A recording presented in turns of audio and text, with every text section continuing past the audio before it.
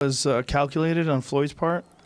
Maybe. He's a very smart guy. Because it seems like most of his fights are planned way in advance. High level boxers, and it's like they've had, you talk about somebody like Floyd, he's had his dad fight and his uncle fight before him, to where he's like refined the process so much that it's damn near perfect, you know what I mean? Did Joe Rogan just tear down Floyd Mayweather's empire with one mic drop? And is the money really out of money? In the glitzy world of sports and spectacles, very few figures have made as much noise as Floyd Money Mayweather. He's the guy with the yachts, the jets, and the million-dollar smiles that scream, "I made it." But lately, the noise isn't about his undefeated record. It's not about his speed, his footwork, or his hit-and-not-get-hit genius. It's about something far less glamorous. It's about bankruptcy. It's about unpaid debts. It's about a $400 million scandal. And sitting right at the center of this chaos, none other than Joe Rogan, who's been roasting Floyd harder than a ribeye on a Texas grill. No desire. I mean, no business being in the ring with him. Well, just show you how good Floyd really is. Yeah, he's awesome. I mean, people just, because of the fact that he's won decisions by, playing it safe, people that just don't get excited about him and they recognize him with the all-time greats. Rogan didn't just talk, he unleashed. With every sentence, he carved deeper into the myth of Mayweather's unshakable financial empire. There was no hesitation, no mercy, and absolutely no filters. Joe did what Joe does best. He laughed, he mocked, and he questioned the golden image that Mayweather built over decades. Because here's the thing, Floyd wasn't just rich. He performed wealth. He didn't show up with a nice car. He brought a parade of them. He didn't wear a good watch. He wore an entire vault of diamonds on his wrist and called it his casual look. The man flexed like it was cardio, and the world bought it until they didn't. What? It's a couple months away. Just sort of happened, yeah. Yeah, was it August? Is that when the fight took place? It was August. Yeah. And so I remember hearing about it and thinking like, wait, August? That's fucking really close. Right. Like for a Mayweather fight, you would think 6 weeks or 6 months or... According to Rogan, people never tuned in to watch Floyd because he was a knockout artist. No, they watched because they hated him. They hated how cocky he was, how showy, how obsessed with flaunting everything he had. He was a villain with a gold-plated crown, a boxing businessman who sold tickets not with humility, but with hubris. And now, as Joe Rogan gleefully points out, the same flash that made Floyd famous is exposing him in the worst possible light. Where are the watches now? Joe asks sarcastically. Where's the $2 million small watch? Where's the big boy that costs more than a mansion? Suddenly, the Instagram flexing has gone quiet. Suddenly, the private jets don't make the same roaring entrance. Because suddenly, the money trail has turned into a maze of unpaid debts, unfulfilled promises, and angry creditors. I believe so. Well, that's what he did with Canelo. Yeah. I mean, he absolutely schooled him. He could say this, that, and that. Yeah. He just absolutely changed schooled him. Canelo's style. Yeah, he did. You look at the way 100%. Canelo fight Daniel Jacobs. So much head movement and so elusive now. Yeah. And he learned. Yeah. Floyd tried to defend himself. Oh, he tried. He brought up Warren Buffett, the Waltons, Bill Gates, names that scream wealth and longevity. If they can keep making money in their advancing old age, why can't he? Why is he the one being targeted, dragged, and ridiculed? Why is a black man earning after retirement seen as a scammer while billionaires in suits are seen as moguls? Trying to fit that in, it's hard. You cannot, especially in boxing, the sweet science, where it's just hands, but you got people, that's all they do all day long. Right. That's why I say it's so unfair when an MMA guy goes in and fights a Mayweather, because Mayweather, he perfected that. Yeah. And you got to use just that style of boxing. It's going to be almost impossible to be. He didn't just call it unfair, he called it racist. That's right. Mayweather pulled the race card like it was a trump card from a losing hand. He painted a picture of double standards, of hypocrisy, of a world that hates to see a successful black man stay rich after hanging up the gloves. And maybe there's a point there. Maybe. But as Rogan would argue, the issue isn't Floyd's color. It's the color of his money, or rather, the fact that there may not be any left. Then came Logan Paul, sliding into the conversation with the bitterness of someone who's still waiting for his check. According to Logan, the whole thing felt like a setup. A rigged show where Floyd held the strings and dangled promises of riches without ever delivering. He joked about it on social media, yes, but behind the jokes was frustration. Real, deep, unpaid frustration. And he knew he couldn't get out, and bang. Yeah. It would have been amazing if we got a chance to see Floyd versus Loma when Floyd was in his prime. Yeah. That would have been fucking incredible to see which style's superior. Yeah. Because Floyd would move towards you like this. He would just get right up on you. And he'll be trying to like move on the back of him and stuff like that. It would have been amazing. But you said that, like, I think it was one that when you said he was talking to someone where he was Mayweather, Floyd, Pretty Boy Floyd, and Money Mayweather. It's like two different fighters, really. Because when you fight Floyd Mayweather, you expect two things: a lot of running around in the ring and a fat payday. Logan got the cardio. He didn't get the cash. And the longer he waited, the more the truth came out. The truth is that maybe Floyd doesn't actually have the money to pay. Maybe Money Mayweather has been running on fumes and flex for years. Triple H wasn't amused either. He pointed out that Mayweather wasn't even trying to fix his image. There was too much chaos around him, too many family issues, too many signs that this wasn't just a hiccup, it was a collapse. A collapse that Joe Rogan, with his relentless wit and sarcasm, was happy to commentate like it was UFC 300. Or you taking so many things and you're not really, you're kind of stuck on it, you know what I mean? And I feel like each generation is getting a little bit better. I look at like some of the things that kids do now, I'm like I want to, like, wish I could be that free and just kind of have that creative. And let's not forget Gareth A. Davies. He observed Mayweather closely and saw a man unraveling.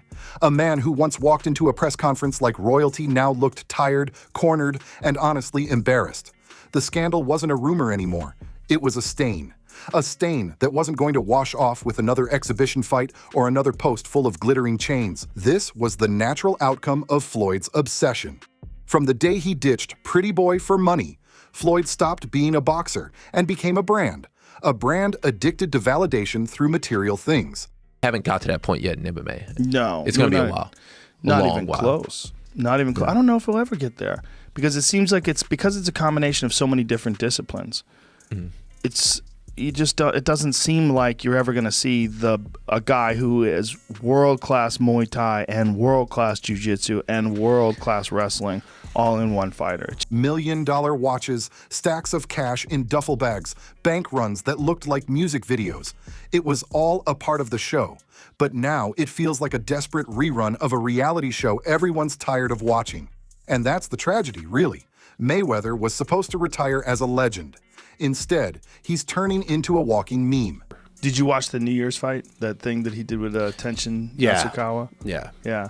A lot of people think that was a fixed fight. I think that was a 120-pound fighter fighting the best. Joe Rogan didn't stop there. He highlighted how Mayweather's antics have led to widespread resentment.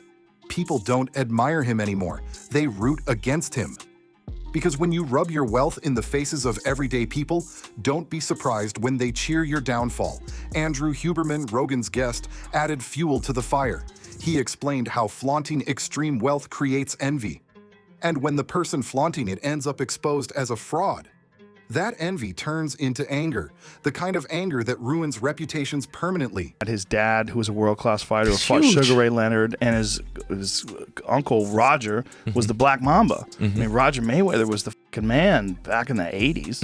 You know, to see those two guys training him, that is gigantic. Grown up in that environment, always been around boxing. And they could tell him what to do and what not to do. Even when you get to that certain level, you know, it's like, you don't know what you don't know. The Logan Paul fight became a prime example. Rogan emphasized how this wasn't just about boxing, it was about the shift in power. Logan, the internet prankster, walked away with more credibility than Floyd, the undefeated champ. And that's the punchline Rogan kept hammering. Floyd has lost the one thing he always protected, his image. Because in combat sports, it's not just about punches, it's about publicity. Rogan explained that even the best fighters in the world won't make a dime if they can't draw a crowd. And with Floyd's brand taking a hit, those days of sky-high PPV sales might be over. Yeah, with little kids that are starting off, like, have little amateur fights when they're like 10 years old. Yeah. So then I think about his kid, you know, and what's his kid gonna look like, and then then what's his kid gonna look like, to where you will get somebody who is just perfect at. Meanwhile, Conor McGregor entered the chat cackling like a man who'd just been handed a gift. He mocked Floyd's tax issues, joked about bailing him out with real estate, and basically turned the whole scandal into an Irish stand-up routine. He even suggested Floyd stay retired, not out of respect for the sport, but because the IRS might be waiting at ringside with handcuffs. Jake Paul couldn't resist chiming in either. He called Floyd a clown, a scammer, a washed-up fighter with an addiction to attention, and a wallet that's screaming for help. Jake warned him to stay off social media before he turns into even more of a joke. The message was loud and clear. The world isn't buying the act anymore. Yes. Yeah, the pretty boy Floyd was better was more on his feet, sharper on his feet. More aggressive. Yeah, more aggressive way more as well. aggressive. He were a fighter. Especially with them right hands when he fought Philip Ndune, he hit him with like 6 right hands, like bang, Yeah, and what he bang, did to bang. Gatti and stuff like that. He Going right up to the body with a right Terrell hand. Gotti that was a horrific Oh, massacre. Yeah. It was Doesn't bad, he that one. realize, I remember watching that. We were only young as well when I watched that. I remember thinking, "Fucking hell, Like a right beating, he's didn't bad." he? Yeah. Even Floyd's nickname feels like a punchline now. Money. Mayweather? More like, I owe you Mayweather. And as Rogan sarcastically dissected his every move, it became clear that the fighter once seen as untouchable is now getting tagged left and right by comedians, YouTubers, MMA fighters, and fans. The empire of flash and cash that Mayweather built wasn't made of stone, it was made of gold-plated paper. And now that it's burning, Joe Rogan is the guy roasting marshmallows at the fire. Mayweather tried to fight back online, pushing the narrative that he's being unfairly targeted, that he's the victim. But the truth is, his brand thrived on showing off, and that same strategy is what's choking him now. Definitely tell the size Tiny. difference. Just like I could actually tell the size difference though when McGregor fought Floyd. You know, I think both of Floyd's legs equaled one of McGregor's. Yeah.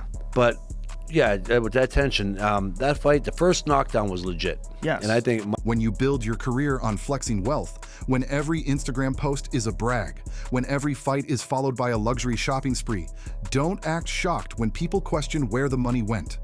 Joe Rogan's commentary wasn't just criticism, it was a cultural indictment. It was a message to every athlete turned entrepreneur who thinks fame and flash will last forever. Mayweather may have dodged punches in the ring, but in the arena of public opinion, he's getting knocked out cold. Like, that's really possible. I think you can get it in a couple more generations, though. You think so? Maybe like 4 more generations, something like Yeah. that. Like, because it's like I look at the kids now that are coming up, and they don't have the same like preconceptions that even I had coming up in it. You know, like where if you're boxing this way, And Joe? Joe's just sitting back, laughing and dropping truth bombs with every word. Because if there's one thing Rogan loves more than fighting, it's watching the illusion of invincibility fall apart on live TV. So here we are. The king of cash is now the butt of every joke. The man who once bragged about buying skyscrapers now can't even pay a YouTuber. And while the cameras keep rolling, Joe Rogan is doing what he does best, pointing at the chaos and asking, wasn't this guy supposed to be rich? If you enjoyed this takedown, make sure to like, comment, and subscribe. Hit that bell so you don't miss the next roast, because Joe Rogan's mic is always hot and Floyd's empire is looking colder by the minute. Subscribe now. You don't want to miss what gets exposed next.